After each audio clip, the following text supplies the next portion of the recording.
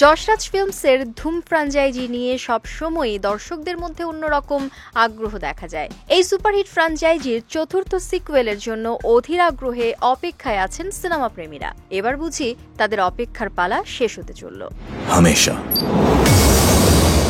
শোনা যাচ্ছে ধুম 4 এর মাধ্যমে একাধিক বড়সড় চমক দিতে চলেছেন নির্মাতারা।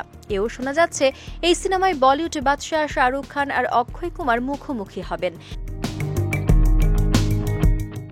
এর আগে সব সিকুয়েলে পুলিশ কর্মকর্তার চরিত্রে দেখা গেছে অভিষেক বচ্চনকে, আর তার শিষ্য আলীর চরিত্রে ছিলেন উদয় চোপড়া। শোনা যাচ্ছে এবারের চতুর্থ কিস্তিতে অভিষেকের বদলে দেখা যাবে বলিউড সুপারস্টার অক্ষয় কুমারকে, আর উদয়ের পরিবর্তে আসতে চলেছেন রাজকুমার রাউত। তবে এখানেই শেষ নয়, আরও অনেক চমক আছে বলে শোনা যাচ্ছে। ধুম 4 ছবিতে ক্যাটরিনা কাইফ ও নয়নতারার নামও উঠে এসেছে। এই সিকুয়েলে ক্যাটরিনাকে নাকি দেখা যাবে পুলিশের ভূমিকায়। তবে ধুম 4 এ সবচেয়ে বড় চমক হতে চলেছে শাহরুখ খানের খলনায়কের ভূমিকায় আবির্ভাব।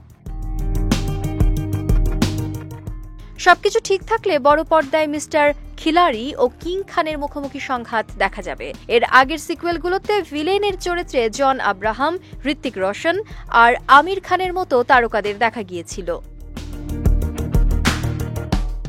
শোনা যাচ্ছে ধুম 4 এর চিত্রনাট্য আদিত্য চোপড়া ও সিদ্ধার্থ আনন্দ যৌথভাবে লিখেছেন, আর ছবিটি পরিচালনা করবেন সিদ্ধার্থ আনন্দ।